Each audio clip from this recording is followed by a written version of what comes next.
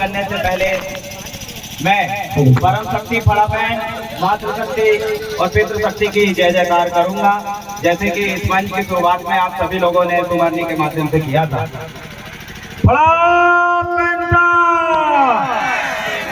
गांव नगर की पहन शक्ति था, गांव नगर की पहन शक्ति था, अपने घर के सभी दाऊदाई शक्ति था, अपने घर की सभी पहन शक्ति था, मुठुआ बाबा था, इस चौखड़ा लेगड़ुआ ग्राम के मुठुआ बाबा था, खेरो दाई था, भूमका बाबा था। और इसी के साथ साथ हमारे महान प्रेरणा स्रोत दादा मनमोहन साहब भट्टी था, दादा मनमोहन साहब भट्टी था, गोंडवाना समग्र क्रांति आंदोलन के जनक और इस गोंडवाना के पीला गमछा हम तक पहुंचाने वाले, LLB में गोल्ड मेडलिस्ट और बेस्ट सिटीजन ऑफ इंडिया का अवार्ड पाने वाले दादा हीरा सिंह मरकाम था। हम सबको कोयापुरम के माध्यम से और हम सबको गोंडी संस्कृति का ज्ञान देने वाले दादा मोतीराम कंगारी था। आपके और मेरे और तमाम गोंडवाना जीवों के गोत्र व्यवस्थापक सरनेम बनाने वाले पांदीपारी कुपार लिंगो, उनकी भी हम जय जयकार करेंगे। रूपलंग पांदीपारी कुपार लिंगो था, रूपलंग पांदीपारी कुपार लिंगो था। इस गोंडवाना भूया में हम सभी को खेतीबाड़ी का मार्ग दिखाने वाले और हर फसल की पहचान कराने वाले कि कैसे खेती करना है और कौन सा अनाज खाना है, ऐसे महान पुरखा का भी हम जय जयकार करेंगे। इसलिए आप मेरे साथ सेवा सेवा बोलिएगा। महिषासुर पंचा, महिषासुर पंचा। आप सभी मातृ शक्तियों को और हमारी सभी गांव नगर की सभी मातृ शक्तियों को, जिन्होंने एक मातृता का, एक बच्चे को किस प्रकार से बड़ा करना है, कौन सी दवाई खिलाना है, खेती के बारे में छोटा मोटा पूरा ज्ञान जिस महान शक्ति ने दी है, उस दाई को पुनः हम जोहार करेंगे। इसलिए आप मेरे साथ बोलिएगा। गांव नगर की खेड़ो दाईता सेवा। और मेरे सामने बैठे तमाम गोंडवाना के इस मूवमेंट को हम तक पहुंचाने वाली तमाम नारी शक्ति क्रांति, हमारी मातृ शक्तियां और हमारे सियाने बुजुर्ग जिन्होंने इस क्रांति को, इस समाज की इस बेला को हम तक पहुंचाया, उनके लिए भी मैं सेवा जोहार करना चाहूंगा। इसलिए हम कहेंगे मातृ शक्ति था, पितृ शक्ति था। दादा मनमोहन साहब भट्टी और दादा हीरा सिंह मरकाम जी कहते थे कि जिधर जवानी जाती है उधर जमाना चलता है। ऐसी युवा शक्तियों को, ऐसी युवा पीढ़ियों को भी मैं जोहार करना चाहूंगा, मेरे संघर्ष के साथियों को जोहार करना चाहूंगा। इसलिए मेरे साथ बोलिए तमाम युवा शक्ति था, युवा क्रांति था, सेवा। और इस कार्यक्रम के आयोजक विशाल धर्म जन जागृति महोत्सव बड़ादेव पूजन के तमाम, हमारी ये फोटो लगी है, तमाम मेहनत कश लोग जिन्होंने इस कार्यक्रम के लिए दान, मतदान और सम्मान की एक महत्वता को समझा। दान, जिन्होंने दान दिया, जिस घर के लोगों ने दान दिया, जिस जगह ने दान दिया, जिसकी वजह से ये कार्यक्रम संचालित हुआ। और हमारे बीच में स्वर लहरी के रूप में हमारे बीच में उपस्थित है रामस्वरूप उइके जी, विशाल ककोड़िया भाई, राजा दुर्वे जी और तमाम साथीगण यहाँ पर है, गायकगण। उनको आमंत्रित करने का काम करने वाली सगा समाज के लिए भी जोरदार ताली हो जाए, क्योंकि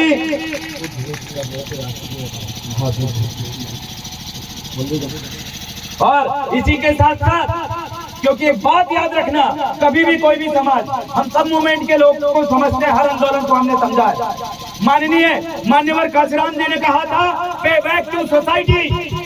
आप अपने समाज में अधिकारी बन जाए, नेता बन जाए, व्यापारी बन जाए, आप किसी भी समाज से बिलोंग करते हो, कोई भी समाज से आप हो सकते हैं। आपने जिस समाज में जन्म लिया है और जिस समाज के आप ऋणी हैं, जिस समाज ने आपको रोटी बेटी दिया है, जिस समाज की आपने लड़की मांगा है, जिस समाज में आप अपनी लड़की को दोगे, जिस समाज से आप बहू बना के एक लड़की को लेके आओगे, इसके लिए पे बैक टू सोसाइटी आप जिसकी वजह से आगे बढ़े हो, उस समाज को आपको ऋण चुकाना पड़ेगा, ऋण चुकाना पड़ेगा, कुछ दान देना पड़ेगा।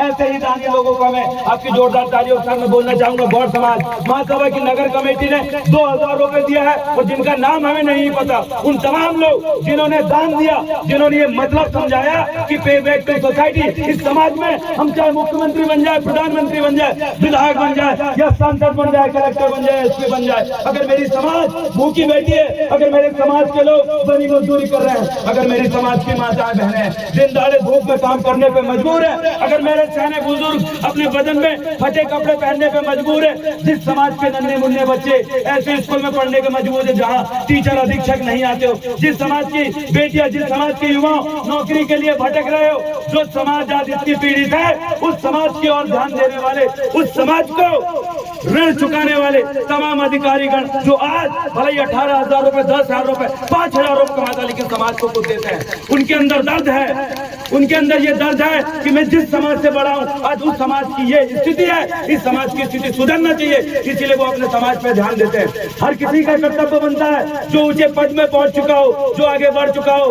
आपको पे बैक टू सोसाइटी, अपनी समाज को आपको दान देना पड़ेगा। कोई भी अन्यथा बेकार, बाहर के मक्कार और दीकुओं को दान देने की जरूरत नहीं है। कसम खाइए आज से कि आप दान सिर्फ वही देंगे जहां तुम्हारी समाज के विकास की बात होगी, जहां तुम्हारे समाज के बच्चों का भविष्य की बात होगी। बात आती है आज सम्मान की। आज आपने जो हमें सम्मान दिया, आपने हमें लगातार सम्मान दिया, इस वजह से हमारे समाज पर जब जब उंगली उठती है, जो भी पीड़ित समाज पे जब जब उंगलियां उठती है, जब जब लोग उनको सताते हैं, तो हम वहां पर आके खड़े होते हैं। और खड़े होने के बाद अगर हमें जेल जाना पड़े या हमें पुलिस की लाठी खाना पड़े या हमें इस सड़क में धरना देना पड़े, हम धरना देने के लिए तैयार हैं। इसलिए आपके भाई के ऊपर 20 से 25 मुकदमा और 21 दिन जेल में रह के मैं आया हूं, क्योंकि समाज के लिए हमें दर्द है। आपने सम्मान दिया, आपने अभी मुझे सम्मान दिया, यही सम्मान का कीमत हम चुका नहीं सकते। इस सम्मान की कीमत हम चुकाने लायक है भी नहीं। इसलिए मेरे समाज जनों, इस गोंडवाना भूभाग में जन्म लेने वाली हर मातृशक्तियों, हर युवाओं, हर समाज के लोग जिनकी नस्ल ने इस गोंडवाना भूमि में जन्म लिया है, उनके लिए और इसी के साथ साथ यहाँ पर जो हमने बताया दान सही जगह देना, गौंड समाज महासभा से माननीय हमारे प्रमुख मार्गदर्शक दुर्गा प्रसाद मसराम सर, उन्हीं के साथ सम्मानीय हमारे बीच में, इनके लिए जोरदार ताली हो जाए, क्योंकि दुर्गा प्रसाद मसराम सर की ही वजह से आज हम यहाँ तक पहुँचे हैं। इन्होंने लगातार हमें तन, मन और धन से इन्होंने हमारी लगातार मदद करने की कोशिश करी है। हर मुसीबत के समय, चाहे रूम का हमारे पास किराया नहीं रहता था, जब हमारे पास टू व्हीलर नहीं रहती थी, टू व्हीलर में डलाने के लिए, पेट्रोल के लिए पैसा नहीं रहता था, उस समय हमेशा सर ने हमारी मदद किया। इनको मैं बारंबार जोहार करना चाहूंगा। और इस ऋण का, इस कर्ज का मैं अदा नहीं कर सकता, लेकिन मैं इतना जरूर कहूंगा, जैसे आदरणीय सम्मानीय मनमोहन साहब बच्ची दादा ने कहा था, उन्होंने कहा था कि मेरी समाज अभी सोई हुई है, मेरी समाज अभी पिछड़ी हुई है, मेरी समाज अभी निर्धन है, मेरी समाज को सही तरीके से नेतृत्व नहीं मिल पा रहा है, मेरी समाज के बच्चों का भविष्य खतरे में है। और जिस दिन मेरी समाज जागेगी, जिस दिन मेरी समाज बोलना सीख जाएगी, जिस दिन मेरी समाज सवाल करना सीख जाएगी, उस सत्तासीन सरकार से जिस दिन मेरी समाज जाग जाएगी, उस दिन मैं सो जाऊंगा। और हमारे बीच में आज बट्टी दादा नहीं रहे, उनके लिए भी आप जोरदार ताली हो जाए। उनकी प्रेरणा का, उनके द्वारा कहे गए शब्दों और उनके द्वारा किए गए तमाम काम हमारे अंदर ऊर्जा के रूप में बह रहे हैं। और रिसेंटली यहाँ पर से सम्मानीय मोनिका बट्टी जी भी अभी मंच से गई, जो बट्टी जी की उस कमान को आज संभाल के आप तक जगह जगह रात दिन को मेहनत कर रही है। ऐसी नारी शक्तियों को भी मैं धन्यवाद देना चाहूंगा, क्योंकि बहुत कम नारी शक्ति समाज के लिए सामने आती है।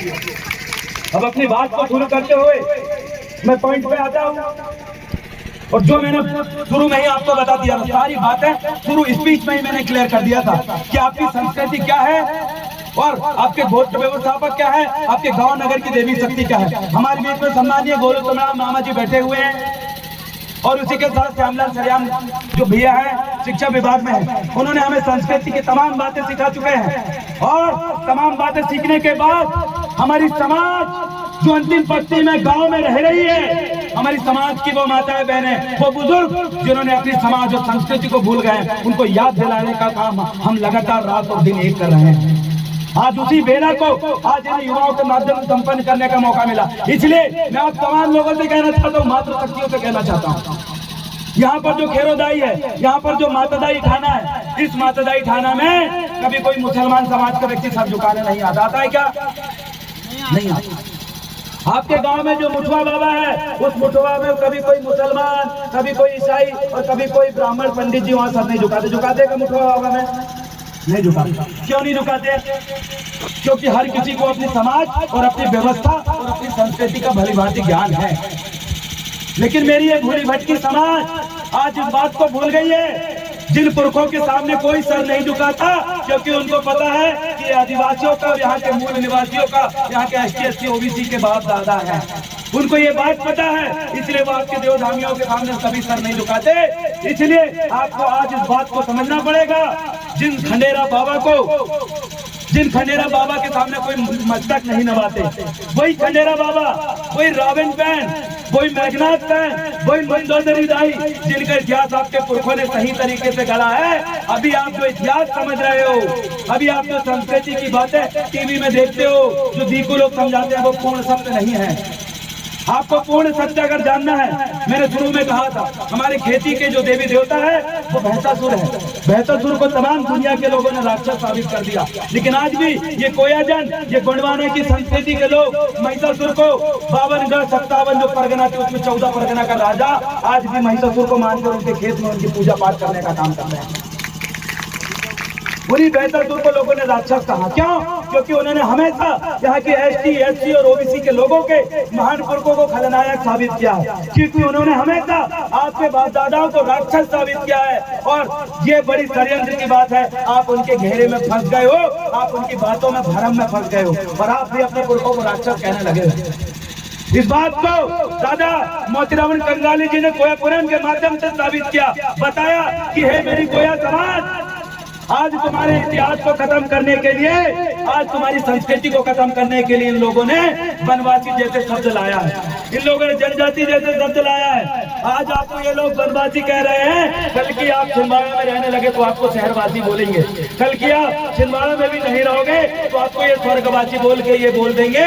1993 में जो उन्होंने संयुक्त राष्ट्र संघ में बोला था, इस देश में कोई आदिवासी नहीं रहता। बहुत दुख की बात है। आप अपने आप को ये सोचिए, जितने लोग यहाँ पर बैठे हैं, भारत सरकार ने 1993 में ये कहा कि इस भारत देश में कोई आदिवासी नहीं रहता।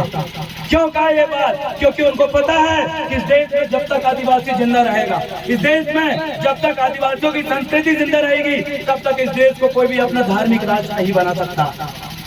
क्योंकि उनको पता था जब देश आजाद हो रहा था तो 528 रियासत में से 258 रियासत इस गोंडवाना की थी, और सबसे ज्यादा जमीन और सबसे ज्यादा रियासत इस भारत देश को बनाने के लिए किन्हीं लोगों ने दिए थे, तो ये गोंडवाना भूमि में रहने वाले ST SC लोगों ने दिए थे। आपके हिस्से की जमीन से ये भारत बना, आपकी हिस्से की रियासत से भारत बना, और आज इस भारत देश को चलाने वाले सत्तासीन सरकारें जबरदस्ती इसको एक धार्मिक राष्ट्र बनाने पे तुली है। अगर आपको बनाना ही है इस देश को किसी लोगों के लिए राष्ट्र, तो मैं इनको कहना चाहूंगा कि हमारे बाप दादाओं ने 258 रियासत दी। तुम बताओ कि तुम्हारे बाप दादाओं ने कितनी रियासत इस भारत देश को बनाने के लिए दी है? इनके बाप दादाओं ने कुछ नहीं दी, हमारे बाप दादाओं ने दी। तो ये देश का नाम या तो गोंडवाना भारत होनी चाहिए, या तो इस देश का नाम आदिवासी भारत होना चाहिए। ये देश किसी का बाप का राष्ट्र नहीं है, हमारी सबसे ज्यादा जमीनें इस देश में हमने दिया है। अगर किसी को नहीं पता है तो इतिहास के पन्ने उठा के देख लीजिए वल्लभ भाई पटेल पटेल के उस आंदोलन को, जहाँ वल्लभ भाई पटेल जगह जगह जाकर सभी रियासत के लोगों के पास जाकर समझा रहे थे कि भारत देश को हमें टुकड़े टुकड़े नहीं होने देना है। इसलिए हे राजा महाराजा, चाहे आप आदिवासी राजा हो, चाहे आप मौर्य राजा हो, कोई भी समाज के राजा हो, आप चाहे लोधी वंश के राजा हो, आप किसी भी समाज से हो, आपके समुदाय में भी राजा महाराजा रहे हैं, उनको समझाया गया कि आप इस देश को बिखरने मत दो। तो मैं आपको इस चौखड़े के तमाम जनतागण को, तमाम आदिवासी युवाओं को मैं कहना चाहता हूँ कि आप इस देश के मालिक हो। छिंदवाड़ा में आप डंके की चोट में चिल्लाइए, भोपाल में आप डंके की चोट में चिल्लाइए, दिल्ली में आप डंके की चोट में चिल्लाइए कि मैं आदिवासी हूँ और मैं इस देश का मूल मालिक हूँ। लोग आपका बिल्कुल मजाक नहीं उड़ाएंगे, कोई मजाक नहीं उड़ाएगा, क्योंकि एक मुस्लिम पार्टी, एक AMIM के जो राष्ट्रीय अध्यक्ष अशोक ओवैसी भी चिल्ला चिल्ला के बोले कि आप इस देश के मालिक हो। राहुल गांधी जो कांग्रेस के राष्ट्रीय अध्यक्ष, उन्होंने चिल्ला चिल्ला के बोले कि आप इस देश के मालिक हो। हंसिया उइके दीदी और हमारे पुर के दादा मोतीराम कंगाली हो, जिन्हें ताराम हो, सुनेता ताराम हो और मनमोहन साहब बत्ती हो, तो जितने भी हमारे महानपुर के सभी लोग तो आपको समझाएं। लेकिन आज एक गैर आदिवासी व्यक्ति भी इस बात को बोल रहा है कि सुनो गोंडवाना के लोगों, सुनो आदिवासियों, आप इस देश के मालिक हो और आप इस देश के मालिक हमेशा रहे थे। इसलिए अपने आप की मालिकियत को खत्म मत होने दो। वो आपके अस्तित्व को खत्म करने के लिए, आपके अस्तित्व को खत्म करने के लिए कई बाबा भिखारी आपके क्षेत्र में घुस रहे हैं। याद रखना, जिस दिन आपने अपनी संस्कृति खो दिया, उस दिन आप आदिवासी नहीं रहोगे। जिस दिन जनगणना होने लगी 2000 ये 22, 23, 24 में जिस दिन जनगणना होगी और आपके घर में घुस के जनगणना करने वाला व्यक्ति जब देखेगा कि आपके घर में अगर ईसाई धर्म के देवी देवता है, आपके घर में अगर मुसलमान धर्म के देवी देवता है, आपके घर में अगर ब्राह्मण धर्म के देवी देवता है, तो आप ब्राह्मण है, हिंदू है, आप ईसाई है, आप मुस्लिम है, अगर आपके घर में किसी भी धर्म के देवी देवता नहीं मिले, आपके घर में अपने दादा परदादा वही मुठुआ बाबा, आपके घर में वही जंगोदाई, आपके घर में कोई हीरा मुठुआ, जितने भी पैन शक्तियां त्रिशूल हैं, तमाम अगर आपके घर में मिली तो इससे साबित हो जाएगा कि यहाँ का बैठा हुआ या बैठी हुई हर एक मातृ शक्ति आदिवासी है। अगर उनके घर में ये चीज नहीं मिले तो आप आदिवासी नहीं हो। इसलिए जोरदार ताली बजाओ। आज यहाँ पर इस कार्यक्रम में बैठने वाले, इस कार्यक्रम के लिए चंदा देने वाले तमाम लोग सौभाग्यशाली हैं, क्योंकि आप आदिवासियों आपने इस बात को साबित कर दिया कि हमारी समाज एक साथ बैठे और बैठने के बाद वो ये निर्णय ले कि जैसे साहू समाज एकत्रित हो गई है छिंदवाड़ा में, जैसे जैन समाज एकत्रित हो गई है छिंदवाड़ा में, जैसे मुसलमान समाज एकत्रित हो गई है छिंदवाड़ा में। मुसलमान कभी बैठक करता है तो अपनी मस्जिद में बैठता है, सिख व्यक्ति कभी बैठक करता है तो गुरुद्वारे में बैठता है, जैन व्यक्ति कभी बैठक करता है तो अपने जैन भवन में, जैन मंदिर में जाके बैठता है, कुणबी समाज का व्यक्ति बैठक करता है तो कुणबी भवन में जाके बैठता है। और लेकिन ये आदिवासी समाज जब बैठक करती है अपने समाज के लोग, कहाँ जाके बैठती है? कहाँ जाके बैठती है?